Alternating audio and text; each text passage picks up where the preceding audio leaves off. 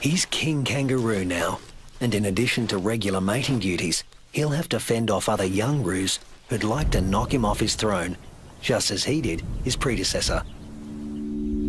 But that's not all Rusty has to worry about. The temperature is soaring and the land is drying out. Evaporation is sucking the life out of everything, flora and fauna alike. You can never tell when the weather will change, only that it will. And that's the origin of some of the red kangaroo's most amazing adaptations. They're masters of heat regulation.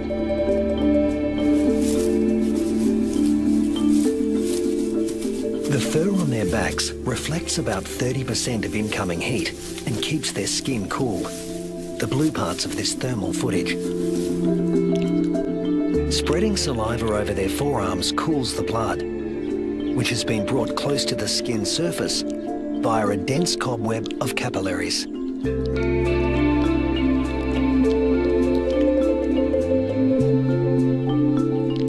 With temperatures simmering above 100 degrees for over a week, a third of the males have already become infertile. If these temperatures were to continue for 3 more months, the number would more than double. Reds defend their sperm by licking their scrotums to keep them cool. And in contrast to their battle strategy of retracting the scrotum, males let their testicles hang way down below their overheated trunks, keeping them about 7 degrees cooler than at their cores. The sand, even a few inches down, is cooler than at the surface. Red kangaroos dig until they reach cooler soil, and then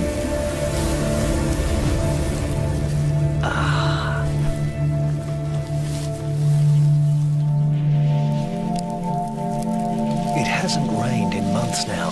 The dry, dead grass offers Rusty no nourishment. But then,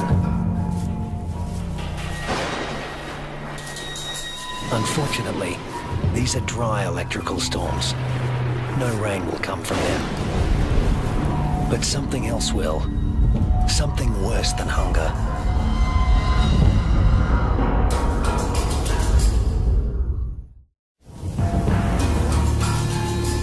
Lightning has ignited the dry grass of the outback. The kangaroos can easily outrun a grass fire. Almost 10% of arid Australia can burn like this in a single year. In a matter of hours, the fire consumes what little forage there is. Rusty has to move on.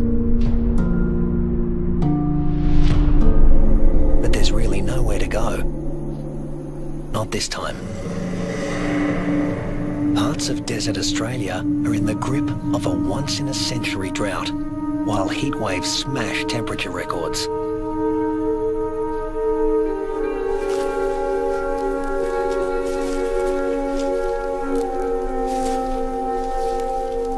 Nothing that lives here has ever experienced anything like it, Rusty included.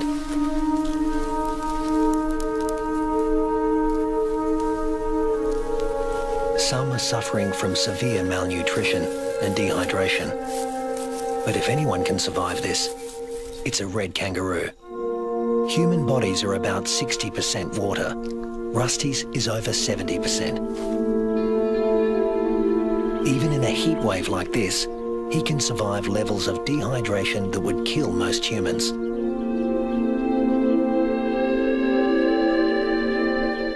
Reds only sweat when they're on the move. At rest, they pant, which uses less water than sweating. Raising their breathing rate to over 200 breaths a minute reduces their deep body temperature and cools their brains. And of course, they cover their limbs in cooling saliva. But there's a price to pay. Licking uses up precious water. If the drought continues much longer, this form of cooling will be too costly. The kangaroos stay under whatever shade they can find.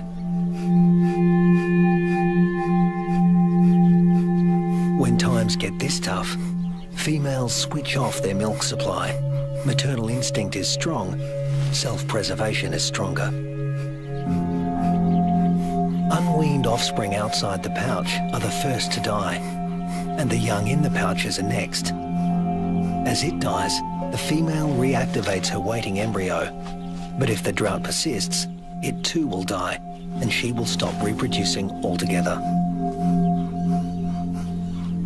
Even Rusty, one of the strongest, is in trouble. In these conditions, the males are the first to succumb, especially the largest, who, like Rusty, need more food.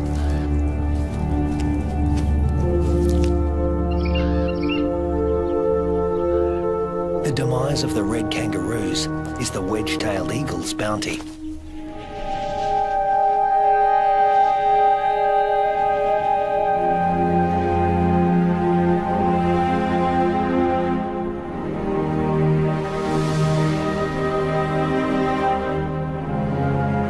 And it's not just the kangaroos that are suffering. The drought is taking its toll everywhere. Predators turn on each other to protect a tiny piece of rancid meat.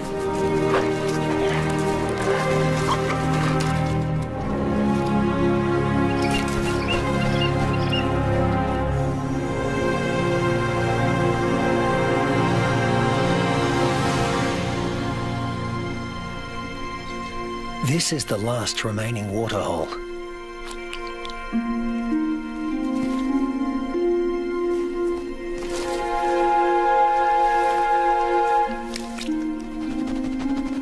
It's stagnant and salty. Ordinarily, the animals would never drink this water.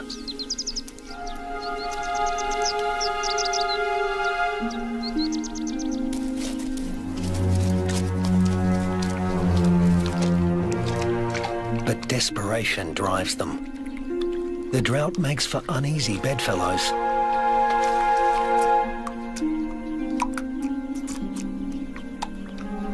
This is a sign of things to come. Heat waves in Australia are becoming hotter and more frequent.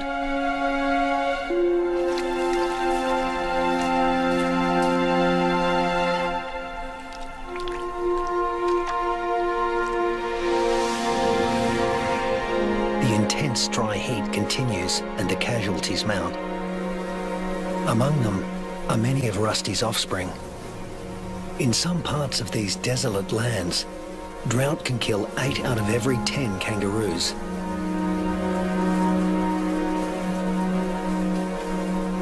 But Australia's desert inhabitants are a resilient bunch. After all, these may have been the hottest temperatures for the last 100 years. But these species have successfully weathered the climate for tens of thousands of years.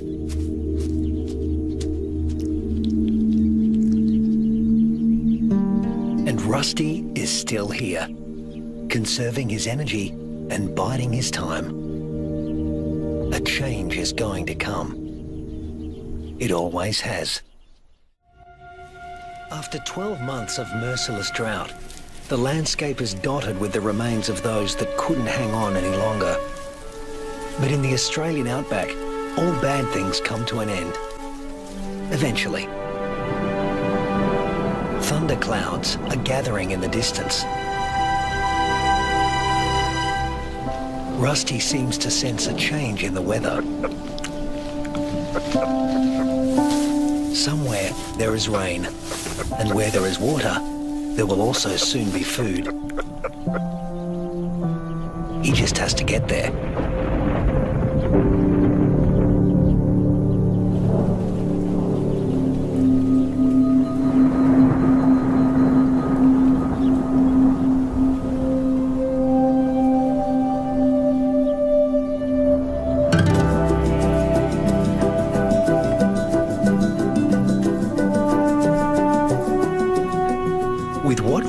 Of his ebbing strength, Rusty heads in the direction of a storm.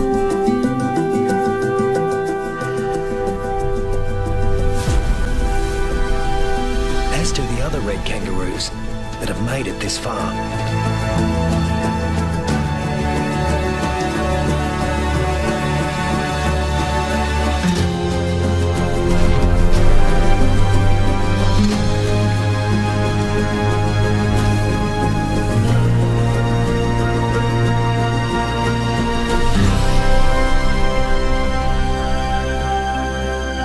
When Rusty reaches the area watered by the storms, he finds a world restored by rain.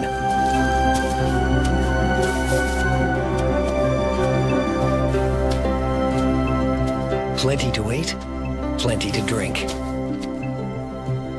You can almost see the relief and joy in their hopping.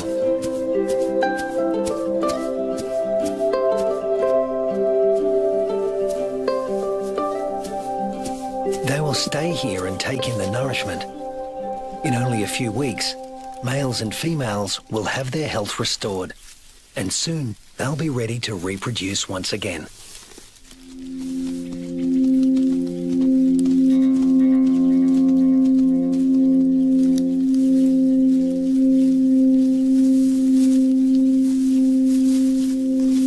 But before that can happen, they have to make it through this. A pack of hungry dingoes.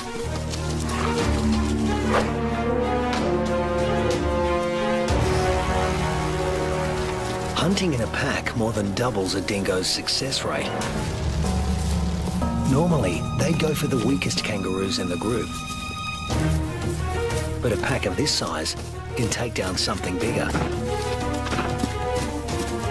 Something like Rusty.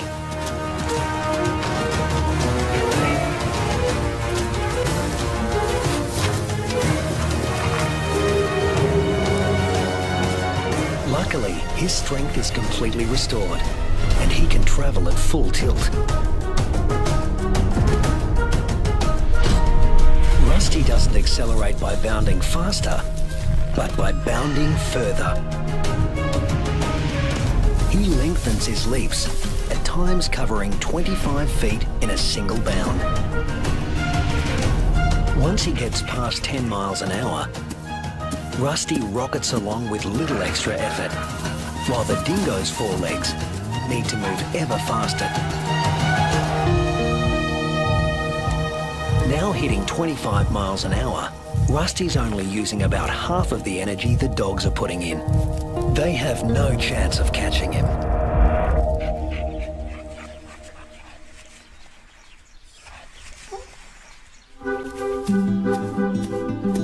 Now Rusty can turn his attention to replacing the offspring lost to the drought.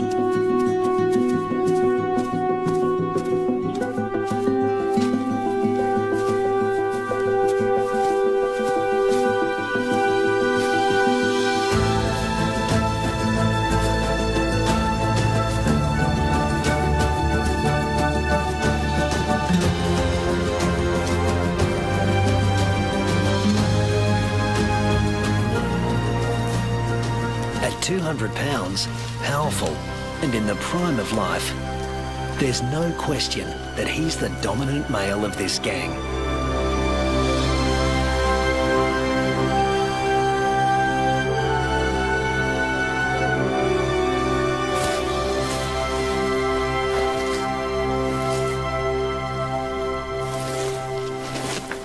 The young he fathers will need an advantage to survive a world as harsh and unpredictable as this one.